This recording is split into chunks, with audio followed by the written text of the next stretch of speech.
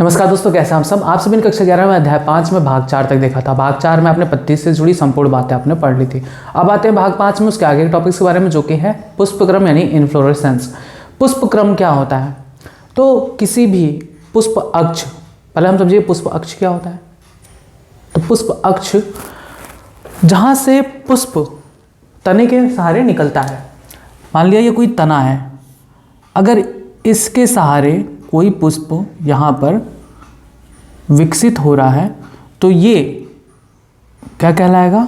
ये जो डंडी है वो कहलाएगा पुष्प अक्ष, या हम इसे पुष्पावली वृंत कहते हैं। पुष्पावली वृंत कहते हैं। इसे इंग्लिश में पिडंकल कहा जाता है। तने से, मुख्य तने से जिस डंठल के सहारे पुष्प निकलता है उस डंठल को हम पुष्प अक्ष यानी पुष्पावली वृंत या पिडंकल कहते हैं। तो इसी पुष्प अक्ष पर कई सारे पुष्पों का निकलना और उनका उस पुष्प अक्ष पर व्यवस्थित होना अलग अलग प्रकार से होता है अलग अलग पौधों में। तो इसी को हम कहते हैं पुष्पक्रम। यहाँ पर अगर आप देखें तो यहाँ पर ये है आपका, ये जो बीच का भाग दिख रहा है ये है पुष्प का मुख्य अक्ष, यानी इसे हम क्या कहते हैं? पिडंकल। ये है पुष्प अक्ष या पुष्पावली वृंत, यानी इसे हम कहते हैं पिडंकल। यहां से कोई तना गया होगा, ये तने की शाखा है, तो तने से वह शाखा जिस पर पुष्प निकलते हैं वह शाखा पुष्पअक्ष यानी पुष्पावली वृंत यानी पिडंकल कहलाता है। पिडंकल पर यानी पुष्प अक्ष पर पुष्पों के व्यवस्थित क्रम को ही हम पुष्पक्रम यानी इनफ्लोरेसेंस कहते हैं। अब ये भी कई प्रकार का होता है, जैसे यदि मुख्य आप देखें यहाँ पर पुष्प अक्ष यहाँ तक है, अगर पुष्प अक्ष का जो ऊपरी सिरा है उस पर कोई भी पुष्प ना पाया जाए, कोई भी पुष्प ना हो, तब उस प्रकार के पुष्पक्रम को हम असीमाक्षी यानी रेसिमोज टाइप इन्फ्लोरेसेंस कहते हैं। ध्यान से समझिएगा। पुष्पक्रम क्या होता है ये आपने जाना। पुष्प अक्ष पर पुष्पों के लगने के क्रम को ही पुष्पक्रम कहा जाता है। मुख्य रूप से दो प्रकार का होता है, एक होता है असीमाक्षी और दूसरा होता है ससीमाक्षी। ठीक है, रेसिमोज और साइमोज। तो रेसिमोज यानी असीमाक्षी में क्या अंतर है और इसमें क्या अंतर है? तो असीमाक्षी में जो मुख्य अक्ष होता है, पुष्प का मुख्य अक्ष, उसके ऊपरी सिरे पर कोई भी पुष्प नहीं पाया जाता, वो फ्री होता है, स्वतंत्र होता है और ये ऊपर तक वृद्धि करता रहता है। लेकिन अगर आप ससीमाक्षी वाले को देखेंगे, ससीमाक्षी यानी साइमोज इन्फ्लोरेसेंस को, तो यहाँ पर चूंकि जगह नहीं है यहीं पर बना देते हैं। ससीमाक्षी यानी साइमोज में यहाँ पर भी इसका जो सिरा होगा वो पुष्प पर जाकर खत्म हो जाता है।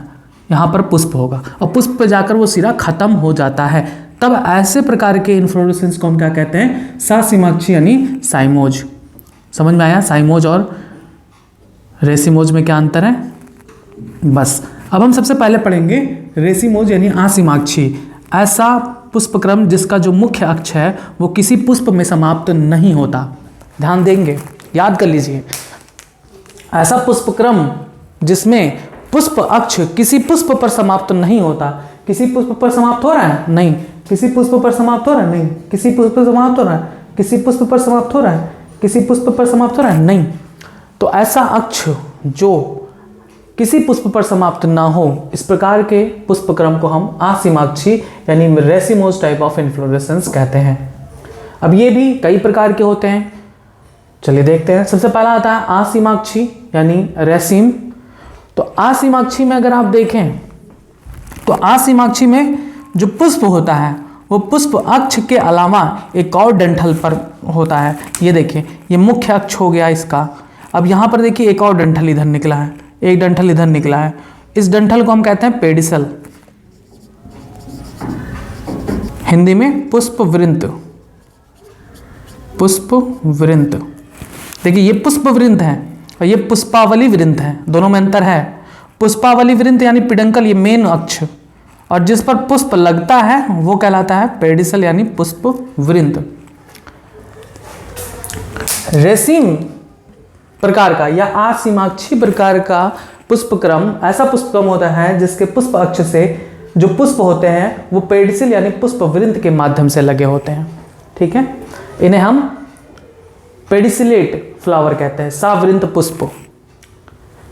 स्पाइक में देखेंगे तो स्पाइक में कोई भी पेडिसल नहीं पाया जा रहा है। देखिए जितने भी पुष्प हैं वे मुख्य शाखा से जुड़ी हुई हैं, इनमें कोई अतिरिक्त डंठल नहीं है। जैसे यहाँ पर डंठल है वैसे इनमें डंठल नहीं पाया जाता। जब ऐसे प्रकार का हो पुष्पक्रम तब इसे हम स्पाइक यानी हम इसे स्पाइक ससाइल पुष्प कहते हैं। ठीक है, आवृंती। कोरिम यानी समसिक, ऐसा पुष्पक्रम जिसमें मुख्य अक्ष से जो पुष्प वृंत होता है वो इस तरह निकले कि पुराने जो पुष्प हैं उनकी जो पुष्प वृंत यानी पेडिसल हो वो बड़ी हो, पुष्प वृंत बड़ी हो। देखिए इसकी पुष्प वृंत इतनी बड़ी है और नए पुष्प की पुष्प वृंत छोटी है, और ये सब ऊपर जाकर एक छत्रक जैसी संरचना बनाते हैं। तब इस प्रकार की संरचना को हम क्या कहते हैं? समसिक यानी कोरिम टाइप। नेक्स्ट आता है अंबल यानी छत्रक। यहां पर देखिए, यहां पर पुष्प का मेन अक्ष यहां तक है और इससे जो पेडिसल है वो एक समान आकार का है, एक समान आकार का पेडिसल निकलता है। लेकिन यहां पर देखिए पेडिसल क्या है, पुराने पुष्प का पेडिसल बड़ा है और नए पुष्प का पेडिसल इतना छोटा है, पुराने वाले का इतना बड़ा। यहां पर देखिए सभी का पेडिसल एक समान है, तो ये अंतर है। इस प्रकार के इन्फ्लोरेसेंस को हम अंबल टाइप कहते हैं ना, छत्रक कहते हैं। कैटकिन में क्या है? तो कैटकिन का सबसे अच्छा एग्जाम्पल सहतूत है। कैटकिन में जो पुष्पक्रम निकलता है वो पेड़ से लटकता हुआ रहता है नीचे की तरफ इस तरह से, और इस पे बहुत सारे पुष्प पाए जाते हैं। ये या तो एक लिंगी हो सकता है या द्विलिंगी, दोनों भी हो सकता, सॉरी एक ही लिंगी होता है। कैटकिन में एक ही लिंगी होता है, सॉरी एक लिंगी होता है, यानी मेल अलग होते हैं और फीमेल अलग होते हैं। मतलब जो मेल फ्लावर होंगे नर पुष्प वो एक कैटकिन में होंगे और दूसरा कैटकिन जो निकलेगा उसमें फीमेल फ्लावर होंगे।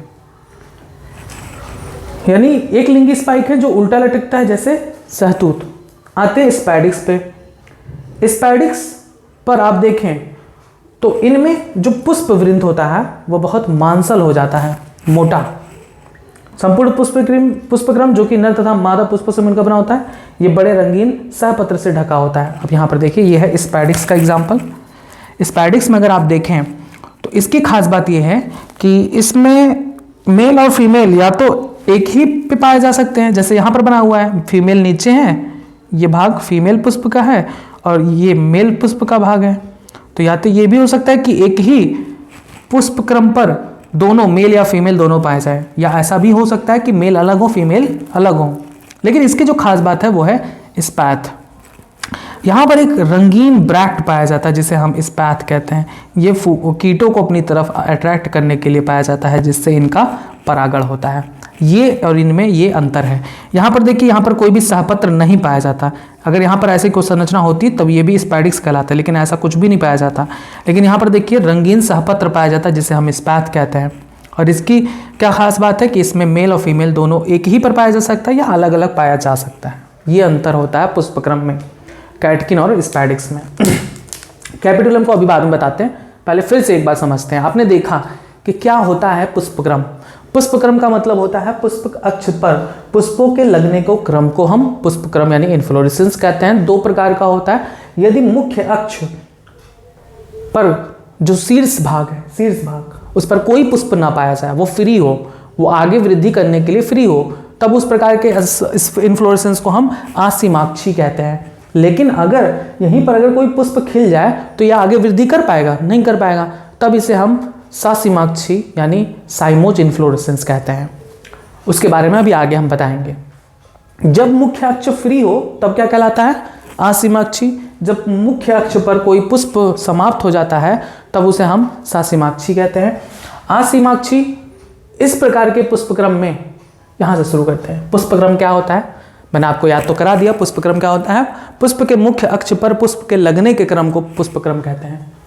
पुष्प प्रायः अकेले या समूह में लगते हैं। पुष्पों के पुष्प अक्ष यानी फ्लोरल एक्सिस पर लगने वाले क्रम को पुष्पक्रम कहते हैं। पुष्पक्रम के दो प्रकार, एक है असीमाक्षी, दूसरा ससीमाक्षी, अभी आगे बताएंगे। असीमाक्षी यानी रेसिमोज में इस प्रकार के पुष्पक्रम में मुख्य अक्ष यानी पिडंकल, ये देखिए मुख्य अक्ष अनिश्चित रूप से वृद्धि करता रहता है। यह अनिश्चित रूप से वृद्धि करता रहेगा, यहाँ पर कोई पुष्प नहीं खिल पाएगा क्योंकि ये वृद्धि करने वाला भाग है। अगर यहाँ पर पुष्प खिल गया तब ये वृद्धि नहीं कर पाएगा, तब ये ससीमाक्षी हो जाएगा। असीमाक्षी में ये वृद्धि करता रहता है तथा पुष्प में समाप्त नहीं होता। ये इंपॉर्टेंट मेन पॉइंट है यहाँ पर, पुष्प में समाप्त नहीं होता। क्या नहीं समाप्त होता, पुष्प अक्ष, ये जो भाग देख रहे हैं, ये जो भाग है वो पुष्प अक्ष है जो समाप्त नहीं होता। पुराने पुष्प जो हैं वो अक्ष पर नीचे की तरफ होते हैं, पुराने पुष्प, और जो नए पुष्प होते हैं वो ऊपर की तरफ, देखें नीचे की तरफ, तथा कलिकाएं यानी नए पुष्प शीर्ष पर पाई जाती हैं। ये आपका शीर्ष भाग है, शीर्ष पर पाई जाती हैं। इस प्रकार के क्रम को अग्राभिसारी क्रम यानी एक्रोपिटल सक्सेशन भी कहते हैं। अब असीमाक्षी पुष्पक्रम भी निम्न प्रकार का होता है, जिसमें सबसे पहला आता है असीमाक्षी यानी रेशीम। इसमें मुख्य अक्ष लंबा होता है, मुख्य अक्ष लंबा है, जिस पर सावृंत पुष्प मतलब ऐसा पुष्प जिस पे एक डंठल भी पाया जाए। ये देखिए, ये डंठल क्या कहलाता है, पेडिसिल यानी पुष्प वृंद, पेडिसिलेट, पेडिसिल, ठीक, ऐसा पुष्प जिस पर पेडिसिल पाया जाए। अग्राभिसारी क्रम में लगे होते हैं, जैसे सरसों यानी ब्रासिका कंपेस्ट्रिस में। फिर दूसरा आता है स्पाइक टाइप। इनमें वृद्धि करते मुख्य अक्ष पर आवृंती यानी ससाइल पुष्प लगे होते हैं। देखिए आवृंती मतलब इस पर कोई भी ऐसा डंठल नहीं पाया जा रहा, ठीक है, ये सीधे मुख्य अक्ष से जुड़े होते हैं, तब इस प्रकार के पुष्पक्रम को हम स्पाइक टाइप कहते हैं। तीसरा आता है समशिख यानी कोरिम्ब।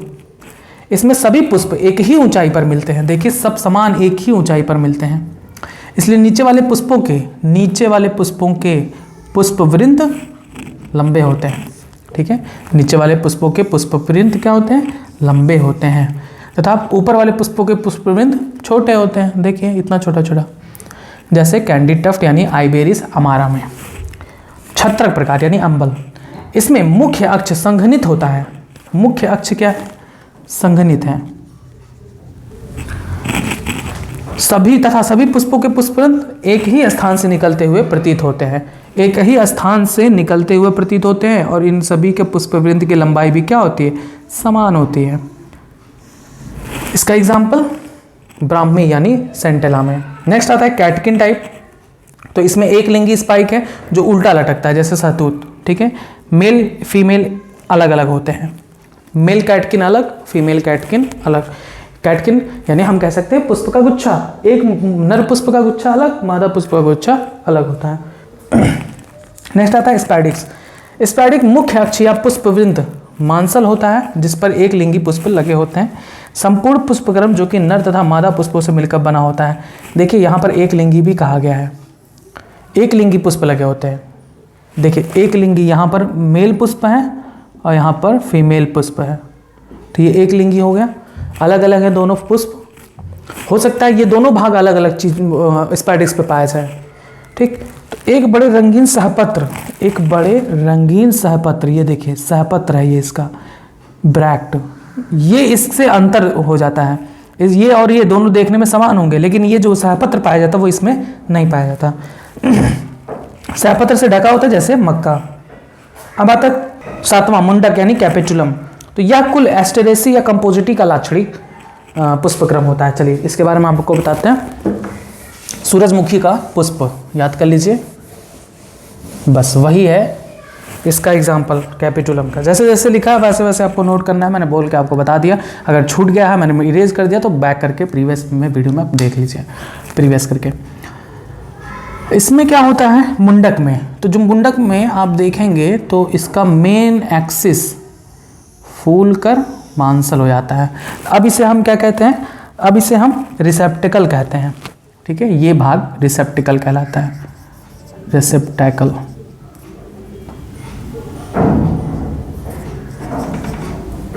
और इस पे अगर आप देखेंगे तो मेल फीमेल अलग अलग प्रकार के पुष्प ऐसे से पाए जाते हैं।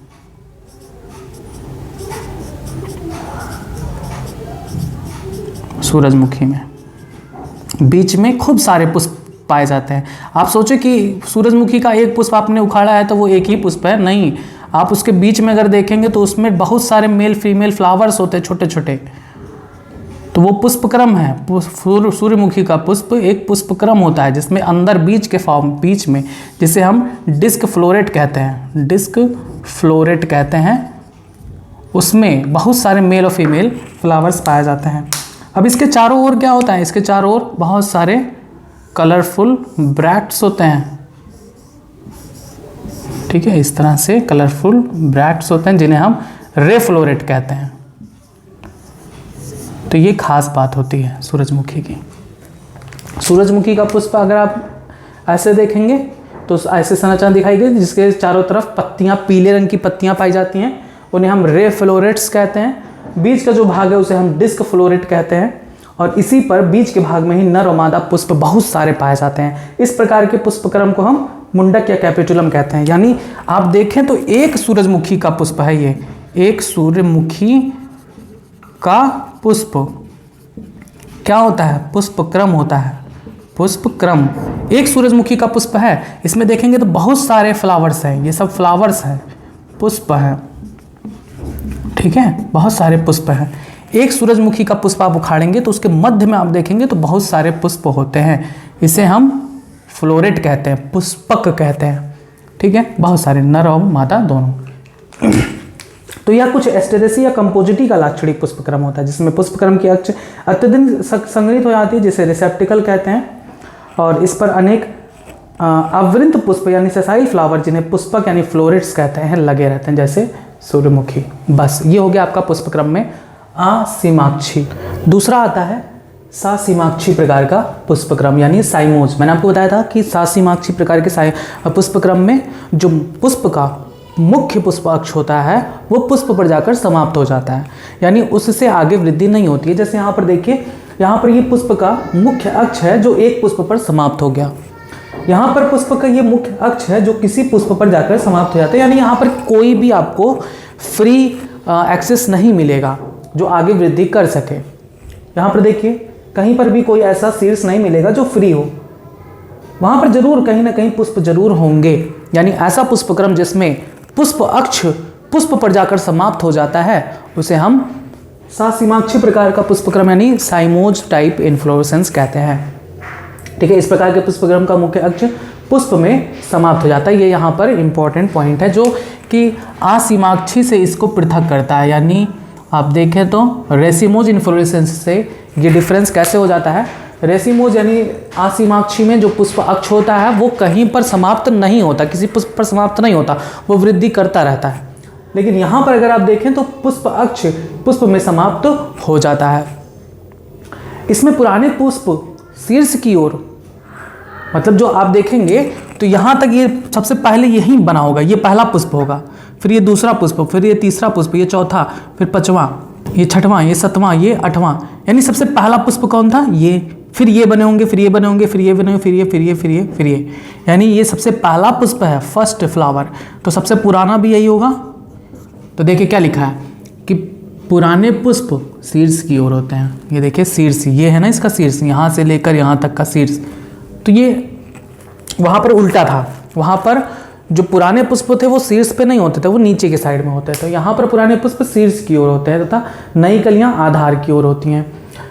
इस प्रकार के क्रम को बैसिपिटल सक्सेशन कहते हैं। याद रखेंगे, सासीमाक्षी प्रकार के पुष्पक्रम को बैसिपिटल सक्सेशन कहते हैं। आसीमाक्षी पुष्पक्रम को क्या कहते थे, एक्रोपिटल सक्सेशन। अब ये भी कई प्रकार के होते हैं, जैसे इसमें सबसे पहला आता है एकल यानी सॉलिटरी। सॉलिटरी में सिर्फ एक पुष्प लगा होता है, एक जो पुष्प इसका एक्सिस है, मुख्य एक्सिस, उससे सिर्फ एक पुष्प, सिंगल पुष्प लगा हो, तब इस प्रकार के हम इन्फ्लोरेसेंस को हम कहते हैं solitary type inflorescence, cymose inflorescence. इसका एक एग्जाम्पल है गुड़हल। दूसरा आता है एकल साखी सासीमाक्षी यानी यूनिकैजियल काइम। अब अगर आप इसमें देखें तो इसमें पुष्प वृंत यानी पिडंकल मुख्य अक्ष पुष्प में समाप्त हो जाता है। देखिए यहाँ से ये मुख्य अक्ष निकला और यहाँ पर आके समाप्त हो गया। इससे नीचे की ओर एक पार्श्व शाखा निकलती है। इससे नीचे देखिए एक पार्श्व शाखा इधर निकली, इससे नीचे एक, इससे नीचे एक, इससे नीचे एक, सिर्फ एक पार्श्व शाखा निकलती हैं। तो इस प्रकार के हम पुष्प क्रम को एक एकल शाखी शासीमाक्ष कहते हैं और यह भी पुष्प में समाप्त हो जाती है।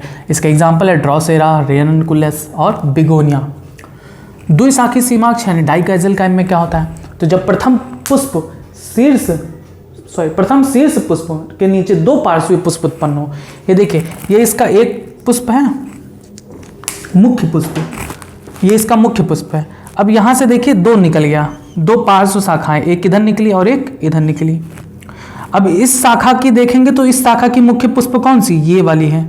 अब इससे दो शाखा इधर निकल गई। अब इस शाखा की अगर देखें तो मेन पुष्प ये है, इससे दो शाखा इधर निकल गई। अब इस शाखा को देखें तो मेन पुष्प ये है, इससे दो शाखा निकल गई।